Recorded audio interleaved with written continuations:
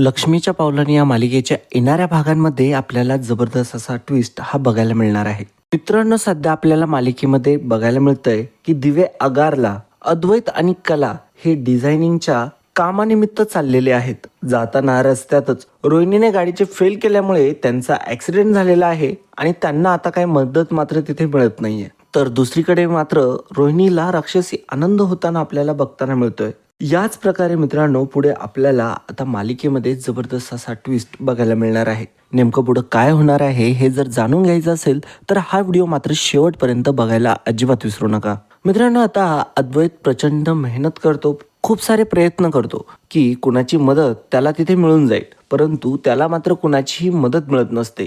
जंगलामधला असा blind spot असतो हा की ज्या ठिकाणी मात्र कोणीही गाडी उभी करत नसतात, कोणीही तिथे थांबत नसतात, कारण की घनदाट जंगलांमधून हा रस्ता जात असतो आणि सोबतच आता अद्वैत थकलेला असतो. तेव्हा मात्र आता अद्वैत कलाला म्हणत असतो की कला आता काय करायचं. तेव्हा मात्र आता कला म्हणत असते की अरे अद्वैत, आपल्याला आता इथे मदत मिळेल असं काही वाटत नाही मला. आपण काहीतरी इमर्जन्सीसाठी काही वेळ आपण गाडीमध्ये बसूया. त्यावेळेस मात्र आता ते काही वेळ गाडीमध्ये पुन्हा जाऊन बसतात, परंतु त्यांची गाडी चालू होते का नाही या गोष्टीवरती आता अद्वैतचं लक्ष जातं. अद्वैत विचार करतो की मी एकदा गाडी चालू करून बघतो, जेणेकरून गाडी चालू होईल असं त्याला वाटत असतं. बट त्याला वाटत असतं तसं काही होत नाही. गाडी काय आता सुरूच होत नसते. त्याच्यामुळे आता कलाही घाबरलेली असते. अद्वैत कलाला म्हणतो की कला, तू गाडीमध्येच आराम कर आणि गाडी लॉक करून घे. मी आजूबाजूला काही मदत मिळते का बघून आलो. तेव्हा मात्र अद्वैत आता रस्त्याने बाजूला कुठे काही मदत मिळते का, कुठे काही मेकॅनिक मिळतोय का ते शोधण्यासाठी आता बाहेर पडलेला असतो. कला मात्र इकडे गाडीमध्ये एकटीच असते. आता इकडे सरोजला, आबांना, सगळ्यांनाच काळजी वाटायला लागलेली असते. अद्वैतचा फोन लागत नाहीये, कलाचाही फोन लागत नाहीये. त्याच्यामुळे घरातले सगळे चिंतित असतात. त्याच्यामुळे सगळ्यांनाच आता प्रश्न पडलेला असतो की अद्वैत कला गेलेत तर गेले कुठे आणि त्यांचा फोन का लागत नाहीये. सगळ्यांच्या मनामध्ये आता पाल चुकचुकत असते. त्यांना समजत नसतं की नेमकं काय झालंय. त्यामुळेच आता सरोज म्हणत असते की मी स्वतःच दिवे आगारला निघते आणि अद्वैतला शोधायला जाऊ आपण, असं सरोज म्हणत असते. परंतु आता रोहिणी म्हणत असते की काही गरज नाहीये तसं काही करण्याची. आपल्याला करतील ते फोन, कदाचित रेंज नसेल किंवा काहीतरी प्रॉब्लेम आला असेल मोबाईलला, त्याच्यामुळे ते फोन लावत नसतील. आता रोहिणी मुद्दामच ह्या गोष्टी टाळण्याचा प्रयत्न करत असते.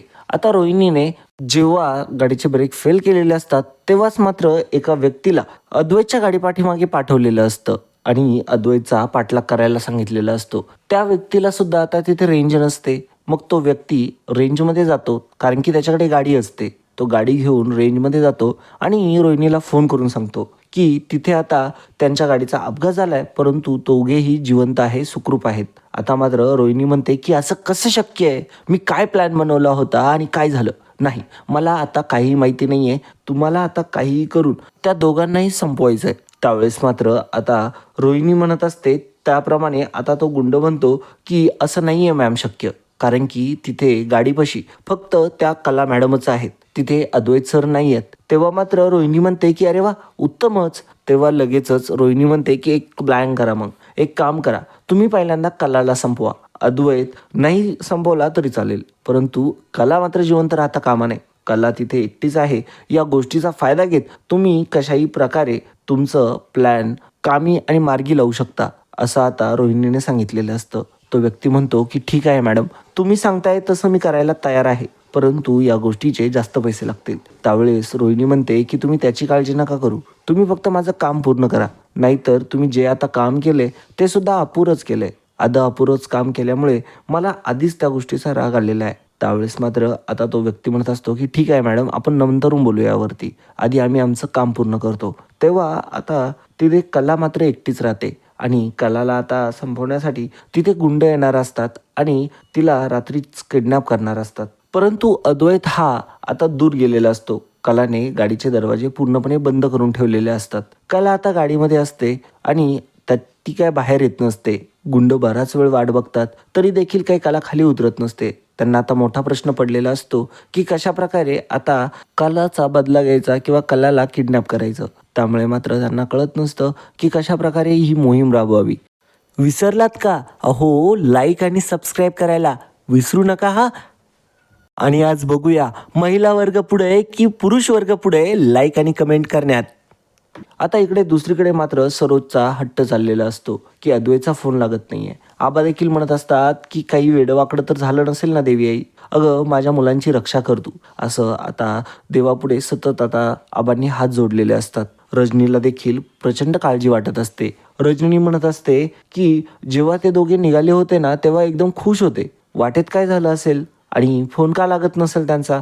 त्यावेळेस मात्र संगीता म्हणत असते की मी सकाळी मेकॅनिकला बघितलं, त्यांनी तर गाडी ठीक व्यवस्थित चेक देखील केली. त्यावेळेस मात्र सरोज म्हणत असते की मी तर कोणत्याही मेकॅनिकला बोलवलं नव्हतं. त्यावेळेस मात्र आता रोहिणीला टेन्शन येतं की संगीता आता काही खरं सांगते की काय. तिने जे काही बघितलंय ते सत्य जर सगळ्यांसमोर आलं तर मात्र आपलं भांडं फुटल आणि मग आपल्यावरती सगळा संशय येईल असं आता रोहिणीला वाटू लागतं. संगीता म्हणत असते की सकाळी काय झालं, ज्यावेळेस मी येत होते त्यावेळेस मला असं वाटलं की हा एक व्यक्ती चोर आहे म्हणून, कारण की तो गाडीखाली शिरला होता आणि मग मला राहवलं नाही म्हणून मी त्याच्यापाशी गेले.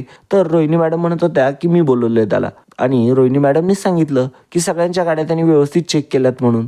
तेव्हा मात्र रोहिणी म्हणत असते की मी असं कधी म्हणाले मिसेस खरे. तेव्हा मात्र आता संगीताला डाऊट आलेला असतो की रोहिणी मॅडम आता इतक्या पलटी खाता इथं, याचा अर्थ नक्कीच यांनी काहीतरी केलंय. त्यावेळेस मात्र लगेचच आता तिथे सोहम असतो. संगीता आता बाजूला जाते, सोहमला जवळ बोलवते आणि सांगते की सकाळी जेव्हा मी तिथे गेले होते त्यावेळेस मात्र रोहिणी मॅडम खूप गडबडल्या होत्या. मी जेव्हा त्यांना विचारलं की हा व्यक्ती चोर आहे का, त्यावेळेस मात्र त्या गडबडतच म्हणाल्या की नाही नाही, तो गाडीचे ब्रेक फेल करायला आला. आणि नंतरून त्याच्यावरती त्या बोलल्या होत्या की नाही नाही, गाडी ठीक करायला आल्या होत्या. आणि त्यावेळेस मात्र आता मला फार भीती वाटते, अद्वैत आणि कलाच्या गाडीचा ब्रेक तर फेल नसेल केला यांनी. आणि असं गोष्टी बोलल्यानंतर मात्र आता अद्वैतला शोधणं किती गरजेचं आहे असं आता ती सोहमला सांगत असते. सोहम म्हणत असतो की तुम्ही काळजी करू नका, मी एकटा जातो, तुम्ही अजिबात निश्चिंत राहा, तुम्हाला काही टेन्शन घेण्याची गरज नाही आहे. त्यावेळेस मात्र आता संगीताने सगळं काही सत्य आहे ते सोहमला सांगितलेलं असतं.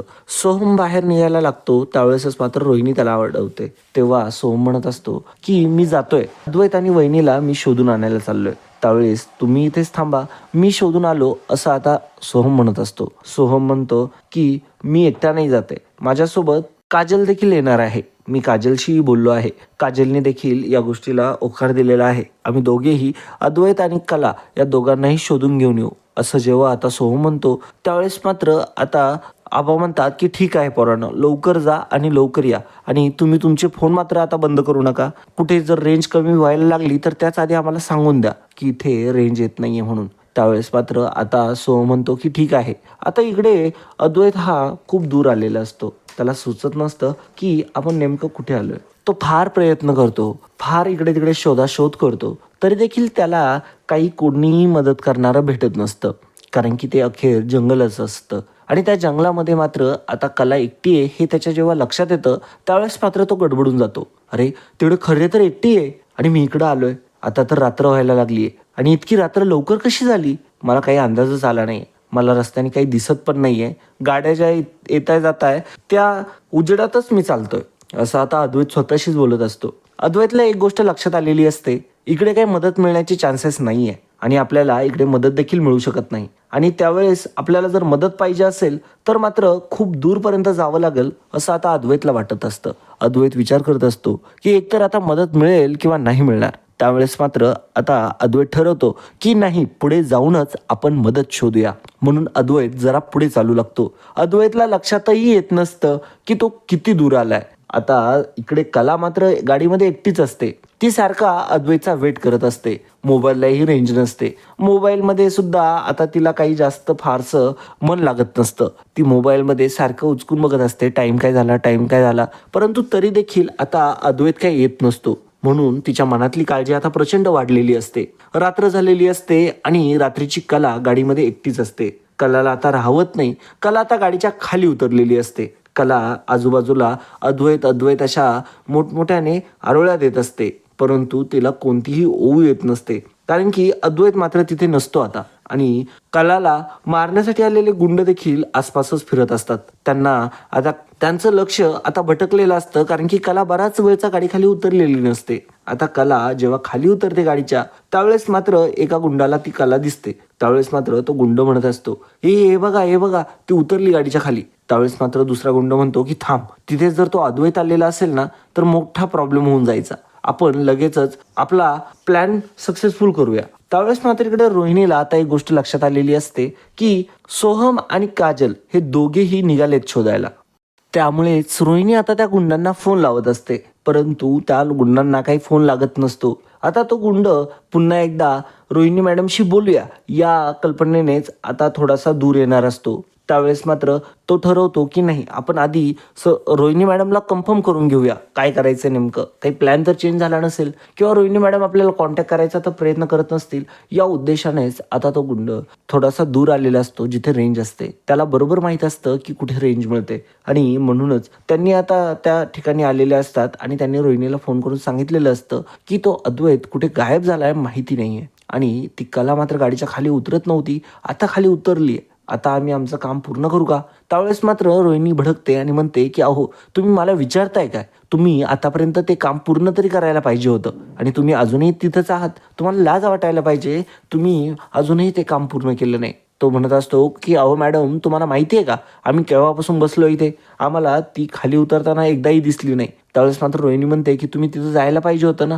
तेव्हाच मात्र तो व्यक्ती म्हणत असतो की आम्ही गेलो असतो आणि तिने काचा उघडल्या नसत्या, मग काय केलं असतं आम्ही? आणि काचा फोडून एवढं सगळं करायला रस्त्याने येणाऱ्या जाणाऱ्या गाड्यासुद्धा आहेत. इतकं काय सोपं वाटलं का तुम्हाला? गाड्यासुद्धा चालू आहे रस्त्याने, असं काय शक्य आहे का एवढं? त्यावेळेस मात्र आता रोहिणी म्हणते की ठीक आहे, काही प्रॉब्लेम नाही, तुम्ही तुमच्या पद्धतीने करा, परंतु काम मात्र झालं पाहिजे. कोणत्याही परिस्थितीमध्ये मला हे काम झालेलंच पाहिजे. रोहिणी फोन ठेवते आणि विचार करत असते की आता कलाखरेचा गेम केलाय मी, हे जेव्हा मी सरोजला सांगेल ना त्यावेळेस मात्र सरोज सुद्धा माझ्यावरती खूप खुश होईल आणि मला मात्र या गोष्टीचा प्रचंड फायदा होईल. सरोजकडून पाहिजे ते मला उकळता येईल आणि या गोष्टीसाठी सरोज मात्र खूपच खुश होईल. का नाही आपण सरोजला या प्लॅनमध्ये ऍड करायला? सरोजची तक सुरू असते. सरोज इकडे पूर्णपणे व्याकुळ होऊन गेलेली असते. त्यावेळेस मात्र रोहिणीच्या डोक्यात कल्पना येते, सरोजला जर या प्लॅनमध्ये मी जर ऍड केलं तर, आणि गाडीचा ब्रेक फेल झालाय ही कन्सेप्ट मी केली होती हे मी सांगणारच नाही. त्यावेळेस मात्र आता रोहिणीने बरोबर प्लॅन आखलेला असतो. म्हणजे एका दगडात दोन पक्षी. लगेचच रोहिणी सरोजकडे जाते आणि सरोजला सांगते की मला तुला काहीतरी सांगायचं इकडे. त्यावेळेस मात्र सरोज म्हणते की अगं रोहिणी, आता काय आहे, मी कोणत्या गणगणित आहे तुला दिसत नाहीये का? त्यावेळेस मात्र रोहिणी म्हणत असते की अगं तुला माहिती नाहीये काय झालंय, मी सगळी माहिती काढली आहे. अद्वैत आणि कला सुखरूप आहेत, काही त्यांचं टेन्शन नाहीये, फक्त त्यांची गाडी बंद पडली एका ठिकाणी. परंतु तुला एक गोष्ट माहिती आहे, अद्वैत मदतीसाठी जरा बाहेर गेलाय शोधायला. तेव्हा मात्र कला तिथं मात्र एकटीच आहे. आपण एक काम करू शकतोय, आपण त्या कलाचा कायमचा गेम करू शकतोय. काय म्हणतेस तू? त्यावेळेस मात्र आता सरोज म्हणत असते की काय बोलतेस तू? अद्वैत तिथे शोधायला गेलाय काही मदत बाजूला आणि त्यांची गाडी बंद पडलीये. कशी काय पडली बंद गाडी? त्यावेळेस मात्र रोहिणी म्हणते की ते महत्वाचं नाहीये सरोज.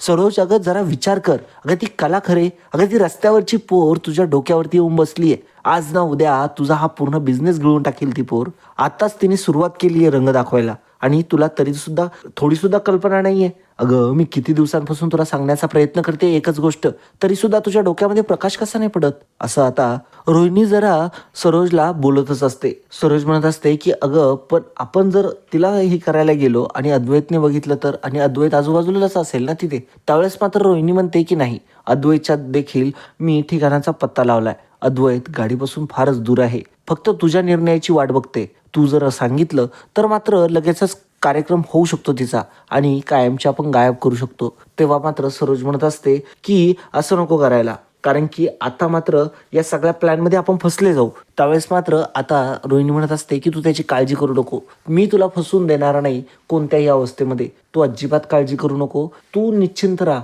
त्या गोष्टी मी सगळ्या मॅनेज करून घेईल. त्यावेळेस मात्र सरोज म्हणते की ठीक आहे, फक्त त्या कलाला गायब कर. फक्त आता तिने असं सांगितलं असतं आणि आता मात्र लगेचच सरोज आणि रोहिणी या गोष्टीवरती आता खुश झालेले असतात. सरोजला खूप आनंद होत असतो की कारण की आता कलाचा गेम मात्र, कलाचा काटा मात्र आता कायमचा निघणार असतो. त्यामुळेच आता रोहिणी म्हणते की ठीक आहे, मी आता त्या गुंडांना सांगते, पण तू एक काम कर, तू स्वतः बोलते का त्यांच्याशी, म्हणजे तुझी जरा खात्री होईल. मग रोहिणीने लगेचच फोन लावलेला असतो. त्यासाठी त्या गुंडाचा फोन देखील आता उचललेला असतो त्या गुंडाने, कारण की ते तिथेच असतात आणि ते रेंजमध्ये असतानाच फोन लावलेला असतो रोहिणीने. रोहिणीने फोन लावल्यानंतर रोहिणी म्हणते की सरोज मॅडमशी बोला, त्या तुम्हाला काहीतरी सांगताय. त्यावेळेस मात्र सरोज म्हणत असते की हे बघा, मी सांगते त्याकडे बारीक लक्ष द्या. तुम्हाला तिथे कला जर एकटी दिसत असेल तर आणि तरच तिच्यावरती हल्ला करा. जर अद्वैत तिथे आला तर मात्र तो हल्ला रोखा. कारण की अद्वैतला ही गोष्ट लक्षात जर आली की कलाला मारण्याचा कोणतरी प्रयत्न केलाय तर मात्र तो तुम्हालाही सोडणार नाही. त्यावेळेस मात्र आता सरोजनी ही वॉर्निंग दिलेली असते. सरोज म्हणत असते की अद्वैत यायच्या आत तुम्हाला जे करायचं ते करा. तेव्हा मात्र ते गुंड म्हणतात की ठीक आहे मॅडम, तुम्ही अजिबात काळजी करू नका, आम्ही या गोष्टींमध्ये फार मास्टर आहोत, रोहिणी मॅडमला विचारा हवं तर. त्यावेळेस मात्र आता रोहिणी म्हणत असते की ठीक आहे, ज्या प्रकारे सरोज मॅडमने तुम्हाला सांगितलंय त्याच प्रकारे सगळं काही झालं पाहिजे, एवढं लक्षात ठेवा फक्त आता. त्यावेळेस मात्र ते गुंड हो बोलतात आणि म्हणतात की ठीक आहे, आम्ही आमच्या कामाला लागतो मॅडम, आम्ही जाऊ का मग आता, आमचा फोन लागणार नाही आता. त्यावेळेस मात्र सरोज आणि रोहिणी दोघेही म्हणतात की ठीक आहे, तुम्ही जावा आता. त्यावेळेस मात्र ते गुंड निघालेले असतात. इकडे कला मात्र एकटीच रस्त्यावरती आलेली असते. ती अद्वैतला शोधण्यासाठी आता रस्त्याच्या गाडीच्या जरा बाजूला चाललेली असते. कारण की तिने अद्वैतला ज्या दिशेने जाताना पाहिलेलं असतं त्याच दिशेने आता तिला असं वाटतं की आपण जर पुढे गेलो तर मात्र अद्वैत आपल्याला सापडू शकेल आणि मग आपल्याला अद्वैतला भेटता येईल असं आता तिला वाटत असतं. म्हणून ती आता त्या दिशेने जाताना अद्वैतला आरोळ्या देत असते. रस्त्यावरल्या गाड्याही बंद झालेल्या असतात. रस्त्यावरल्या अचानक गाड्या देखील बंद झालेल्या असतात. वेळ ही फार रात्रीची झालेली असते आणि कला आता रस्त्यावरती एकटी असते. कलाला प्रचंड भीती देखील वाटत असते. कला आता घाबरलेली असते.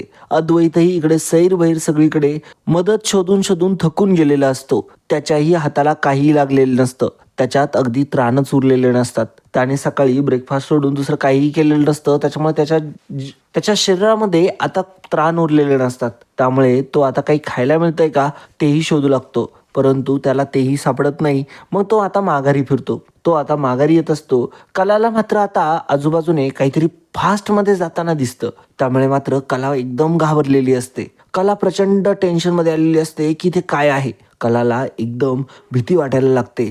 ती एकदम घाबरते आणि लगेचच गाडीच्या दिशेने पळू लागते. कला आता पळत असते आणि पळता पळता तिचा पाय पायात अटकतो आणि ती जोरात खाली पडते. तसे ते गुंड आता तिथे पोहोचलेले असतात आणि ते लांबून बघत असतात की कला पळते आणि ती आता खाली पडले. ते बघून त्यांना आता कळत नसतं की नेमकं काय झालंय. परंतु कलाला कसला तरी भास झालेला असतो. कला प्रचंड घाबरलेली असते. कला लगेचच गाडीजवळ येते आणि आता पुन्हा गाडीमध्ये जाऊन बसते. ते गुंड म्हणतात की अरे बापरे, आता परत हा प्रॉब्लेम. परंतु आता काय आपल्याला थांबून जमणार नाही, आपल्याकडे वेळही फार कमी आहे आणि मॅडमने सांगितलंय त्या प्रकारे जर काम झालं नाही तर आपल्याला पैसे मिळणार नाही, असा त्यांचा आता प्रॉब्लेम असतो. आता तिकडून अद्वैतही सैरवैर चालत चालत येत असतो. कलाच्या काळजीने त्याला सुद्धा आता टेन्शन आलेलं असतं की खरे तर एकटी आहे गाडीमध्ये आणि मी इकडे निघून आलोय, मी काय मूर्ख आहे का, असं आता तो स्वतःलाच बोलत असतो. रस्त्याने येणाऱ्या जाणाऱ्या गाड्या देखील बंद झाल्या. आता मात्र कला घाबरली असेल, कलाला त्रास होत असेल या उद्देशाने मात्र आता अद्वैत लगेचच गाडीच्या दिशेने येत असतो. मात्र इकडे गुंडांनी आता त्यांचा प्लॅन निम्मा आणलेला असतो पुढे. आता कला मात्र गाडीच्या खाली पुन्हा उतरते. अद्वैतला हाका मारण्यासाठी ती खाली उतरलेली असते. आता इकडे दुसरीकडे मात्र सोहम आणि काजल हे दोघेही अद्वैत आणि कला या दोघांनाही शोधण्यासाठी रस्त्याने निघालेले असतात. ते रस्त्यामध्ये प्रत्येकाला विचारत असतात की या दोघांना तुम्ही कुठे बघितलंय का, अशा रंगाची गाडी किंवा अशी गाडी जाताना बघितली आहे का. तेव्हा तो व्यक्ती म्हणत असतो की सर, इथून आहे ना सकाळपासून तर संध्याकाळपर्यंत अशा 1000 तरी गाड्या गेल्या असतील. आता मला काय सांगता येणार आहे यातली तुम्ही कोणती गाडी बोलताय, तुम्ही पोलिसात का तक्रार दाखल करत नाही. त्यावेळेस मात्र सोहम आणि काजल ठरवतात की आपण पोलीस स्टेशनची मदत घ्यायची. म्हणूनच आता ते दोघेही पोलीस स्टेशनमध्ये गेलेले असतात. त्यांनी आता लगेचच तक्रार दाखल केलेली असते की अद्वैत आणि कला हे बिझनेस मीटिंगसाठी दिवे आगारला जाण्यासाठी निघाले होते, परंतु ते तिथेही पोहोचलेले नाहीये आणि त्यांचा फोनही लागत नाहीये. दोघे पण बेपत्ता झालेले आहेत. पोलीस म्हणतात ठीक आहे, आपण तपास कार्याला सुरुवात करूया, तुम्ही अजिबात काळजी करू नका, एकदम निश्चिंत राहा, आपण सर्व काही व्यवस्थित करूया, तुम्ही त्याची अजिबातच काळजी करू नका. सोहम आणि काजल हे दोघेही आता तिथून निघालेले असतात. त्यांच्यासोबत काही पोलीस देखील असतात आणि मग ते अद्वैत आणि कलाचा शोध घेण्यासाठी सुरुवात करतात. तरी देखील आता त्यांना काय अद्वैत आणि कला काही भेटत नसतात. मग ते दिवे आगारच्या रस्त्याने जाण्यासाठी निघतात. इकडे मात्र आता कला जेव्हा खाली उतरलेली असते तेव्हा ते गुंड पुढे आलेले असतात आणि त्यांनी पाळत ठेवलेली असते कलावरती. कला मागे बघते, ते लगेच लपतात आणि मग असं करता करता आता कलाच्या ते फारच जवळ आलेले असतात आणि कलावरती आता ते मोठ्याने झडप घालतात. कला प्रचंड घाबरलेली असते आणि कलाच्या तोंडाला आता क्लोरोफॉर्म लावण्यात येतं आणि आता मात्र ते लोक लगेच आणि आता मात्र ते माणसं लगेचच गाडी बोलवतात आणि ती आता गाडी येईपर्यंत ते तिथेच उभे असतात. तेवढ्यातच मात्र अद्वैत तिथे आलेला असतो. अद्वैत गाडीपाशी इतकी गर्दी का झाली आहे या गोष्टीने घाबरून जातो. त्यावेळेस मात्र त्याला असं वाटत असतं की काही ॲक्सिडेंट वगैरे झाला की काय, आणि कला काय झालंय, कलाला काय झालंय. त्यावेळेस मात्र कला खाली पडलेली असते. कलाला काय झालं म्हणून आता तो मात्र तिकडून धावत पळत येत असतो. आता त्याला जेव्हा कळतं की समोरची माणसं नाहीत तर गुंड आहेत, तेव्हा मात्र आता ते गुंड घाबरतात आणि आता मात्र ते लगेचच पळायचा प्रयत्न करत असतात. मात्र आता अद्वैत तिथे गेलेला असतो. त्या माणसांशी तो फाईट करतो आणि त्यांना फटकून काढतो. तेव्हा मात्र कला तिकडे बेशुद्ध पडलेली असते. अद्वैत आता त्या गुंडांना फटकवत असतो. त्यातला एक गुंड जो की मोहरक्या असतो तोच आता अद्वैतच्या हाती लागतो. अद्वैत डायरेक्टली त्याच्या बोकांनी जाऊन बसतो आणि मात्र त्याचं तोंड जोडू लागतो. त्याचं इतकं तोंड जोडतो, इतकं तोंड ठेचतो की तो आता म्हणायला लागतो की सर मला माफ करा, मी तुम्हाला सगळं सांगतो. कारण की अद्वैत विचारत असतो की सांग तू इथं का बरं आला होता आणि का केलंस तू माझ्या बायकोसोबत असं. तेव्हा तो म्हणत असतो की सरोज चांदेकर, सरोज चांदेकर. आणि असं जेव्हा तो म्हणतो त्यावेळेस मात्र अद्वैत शांत होतो, स्थिर होतो. तेव्हा मात्र आता अद्वैत विचारतो की का बरं तू नाव घेतो माझ्या आईचं. त्यावेळेस मात्र तो व्यक्ती म्हणत असतो की सरोज चांदेकर मॅडमनीच आम्हाला इथं पाठवलंय कलाला किडनॅप करण्यासाठी आणि कलाला कायमचं संपवण्यासाठी. आता मात्र अद्वैत पूर्णपणे स्तब्ध झालेला असतो. अद्वैत आता त्याला जे मारत असतो ते मारायचंही तो बंद होतो आणि एकदम सुन्न होऊन जातो. त्याला मात्र फार टेन्शन आलेलं असतं. आता मात्र तो त्या गुंडाला काही सोडत नाही. तो म्हणतो की आता मी काय तुला सोडणार नाही, तू आता माझ्यासोबतच चल. त्यावेळेस मात्र तो गुंड म्हणत असतो की मला माफ करा, माझ्याकडून चुकी झाली, मला असं काही करायचं नव्हतं, मला सोडा ना. त्यावेळेस मात्र अद्वैत म्हणत असतो तू काही पुण्याचं काम केलंय का तुला सोडायला, तुझी आरती ओळू का मी आता. त्यावेळेस मात्र आता कलाला काय झालंय तो म्हणत असतो की काय केलंयस तू कलाला सांग मला. त्यावेळेस मात्र तो गुंड म्हणतो की काही नाही, त्या शुद्धीवरती येऊन जातील अर्ध्या तासात. त्यावेळेस मात्र अद्वैत म्हणतो की ठीक आहे. आता मात्र अद्वैतने त्या गुंडाला गाडीमध्ये कोंडून घेतलेलं असतं आणि सोबतच तो तिथे आता त्याची पहारकी करत असतो आणि कलाला देखील त्याने आता स्वतः उठवायचा प्रयत्न करायला सुरुवात केलेली असते. बाहेर आता थंडी पडत असते तरी देखील आता अद्वैतला त्या गोष्टीचंही भान राहिलेलं नसतं. अद्वैत स्वतःचं जे ब्लेझर असतो ते आता कलाला घालतो, कलाला तिथे बसवतो. कलाला बरं वाटेल का नाही या गोष्टीची तो आता काळजी घेत असतो. कलाला त्याने आता शुद्धीवर आणण्यासाठी खूप प्रयत्न केलेले असतात आणि अखेर आता कलाला थोडी थोडी शुद्ध यायला सुरुवात झालेली असते. तसेच आता ते पोलीस जे शोध घेत असतात ते देखील तिथे पोहोचलेले असतात. सोहम आणि काजल यांनी आता अद्वैत आणि कलाला शोधून काढलेलं असतं. सोबतच ते पोलीस तिथे उतरतात. त्यावेळेस मात्र अद्वैत म्हणत असतो की आम्हाला मेडिकल इमर्जन्सी आहे, पटकन तुम्ही कलाला हॉस्पिटलमध्ये घेऊन चला. त्यावेळेस मात्र अद्वैतला ते विचारतात की काय झालं नेमकं. तेव्हा अद्वैत सांगतो की हाच तो गुंड आहे ज्याने माझ्या बायकोवरती म्हणजे कलावरती अटॅक केला, तुम्ही याला ताब्यात घ्या. पोलीस लगेचच त्या गुंडाला ताब्यात घेतात आणि अद्वैत आता मात्र खूप शांत झालेला असतो. सो म्हणत असतो की काय रे दादा काय झालं. त्यावेळेस मात्र अद्वैत काहीही बोलत नसतो. तेव्हा सो म्हणतो की ॲक्सिडेंट झाला तुमचा, फार लागलं का तुला. त्यावेळेस मात्र अद्वैत काहीही बोलत नसतो. अद्वैत आता म्हणत असतो की आम्हाला दोघांनाही काही लागलं नाहीये, परंतु कलावरती मात्र भयानक हल्ला झालाय. त्यावेळेस मात्र सो म्हणत असतो की कलावरती हल्ला झाला आणि का बरं झाला असेल हल्ला. त्यावेळेस मात्र अद्वैत काहीही बोलत नसतो. तो निशब्द झालेला असतो. त्याला आता काय करावं काय बोलावं हेही कळत नसतं. अद्वैत म्हणतो की पहिल्यांदा हॉस्पिटलमध्ये चल आणि मग आता ते सर्वजण हॉस्पिटलमध्ये गेलेले असतात. कलाला आता बेडवरती बसवलेलं असतं. तिला थोडीफार शुद्ध आलेली असते. डॉक्टरांनी प्राथमिक उपचार चालू केलेले असतात आणि तिच्यावरती उपचार सुरू असतात. तेव्हा मात्र अद्वैत रडत असतो. आता मात्र कलाला रेस्ट सांगितलेली असते. हॉस्पिटलमध्येच तिला ठेवण्यात येतं. इकडे मात्र आता लगेचच अद्वैत म्हणतो की नाही मला घरी जायचंय, मी घरी जाऊन आलो. त्यावेळेस मात्र सोहम आणि काजलला त्याने हॉस्पिटलमध्येच ठेवलेलं असतं कलाची काळजी घेण्यासाठी. अद्वैत मात्र एकटाच घरी जातो आणि अद्वैत पूर्ण रडतच आणि त्याच चेहऱ्याने तो आता घरात प्रवेश करतो. त्याचा चेहरा बघून मात्र रोहिणी आणि सरोजला प्रचंड गुदगुल्या होत असतात. त्या दोघी हसत असतात आणि त्या म्हणत असतात की काय झालं अरे अद्वैत. त्यावेळेस मात्र आता अद्वैत म्हणत असतो की काही नाही, कला गेली. आता असं जेव्हा अद्वैत बोलतो त्यावेळेस मात्र सरोज म्हणत असते की काय झालं कलाला. त्यावेळेस मात्र अद्वैत म्हणतो की काही गुंडांनी तिला मारून टाकलं. त्यावेळेस मात्र सरोज म्हणत असते की अरे देवा हे काय झालं, असं व्हायला नको होतं, परंतु असं कसं काय घडलं. तेव्हा अद्वैत सांगतो की आमच्या गाडीचा ॲक्सिडेंट झाला होता. त्यावेळेस मात्र सरोज काळजीने व्याकुळते आणि म्हणते की काय ॲक्सिडेंट. त्यावेळेस मात्र अद्वैत म्हणतो की हो आमचा ॲक्सिडेंट झाला होता, आम्हाला मदत मिळत नव्हती म्हणून मी आजूबाजूला मदत शोधायला गेलो आणि तेवढ्यातच काही गुंडांनी येऊन मात्र माझ्या कलाला मारून टाकलं. त्यावेळेस मात्र आता सरोज आणि रोहिणी या दोघीही म्हणत असतात की कसं काय झालं, खरंच फार वाईट झालं, जाऊ दे, तू टेन्शन नको घेऊ,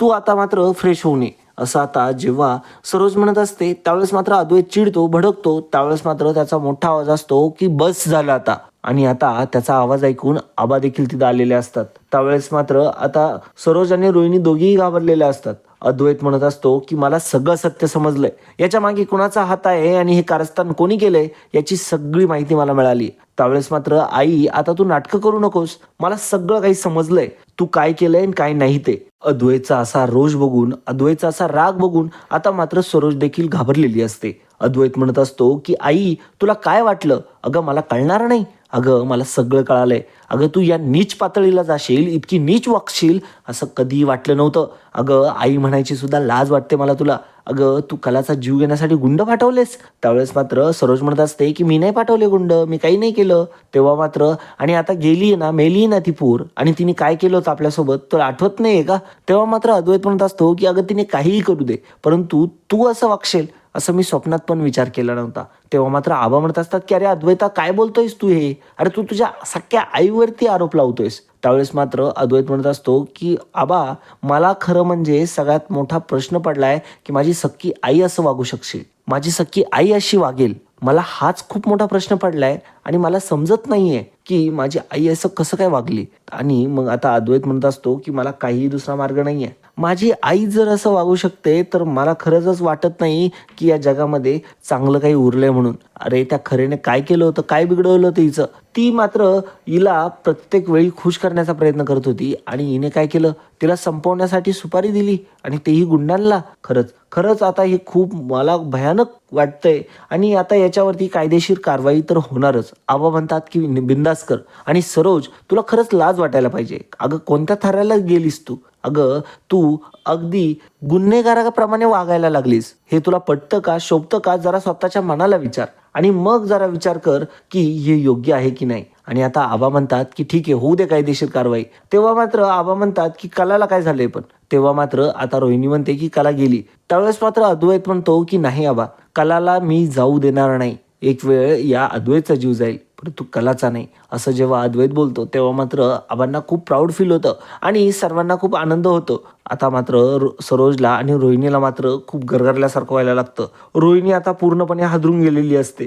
खरं तर या प्लॅनची आयडिया रोहिणीने दिलेली असते, परंतु रोहिणीचं कुठेही नाव आलेलं नसतं. रोहिणी मनातच विचार करत असते की अरे देवा, बरं झालं मी हा प्लॅन असा केला, नाहीतर खूप मोठा मॅटर झाला असता आणि मग मला ह्या घरातून कायमचं निघून जावं लागलं असतं. आता निदान सरोज आहे, निदान घराच्या बाहेर तर नाही काढणार, असं आता रोहिणी मनातच बोलत असते. परंतु आता मात्र अद्वैत पोलिसांना सांगतो, त्याने फोन केलेला असतो की गुन्हेगार मला सापडलेला आहे, खरा गुन्हेगार कोण आहे ते तुम्ही लवकर या आणि यांना बेड्या ठोका, असं आता अद्वैतने पोलिसांना सांगितलेलं असतं. आणि पोलीस लगेचच तिकडे गाडी घेऊन येतात आणि आता अद्वैतने आणि आबांनी दोघांनीही सरोजला जेलमध्ये पाठवण्यासाठी आता पोलीस बोलवलेले असतात आणि पोलीस तिथे येतात. त्यावेळेस मात्र म्हणतात की कोणी केलाय हा गुन्हा. त्यावेळेस मात्र आता अद्वैत म्हणत असतो की ही माझी आई, हिनेच केलाय, हिचंच नाव घेतलं त्या व्यक्तीने. त्यावेळेस मात्र आता सरोजचाही नाईविलाज झालेला असतो. तिचं सगळं सत्य पकडण्यात आलेलं असतं आणि आता मात्र सरोजला जेल झालेली असते.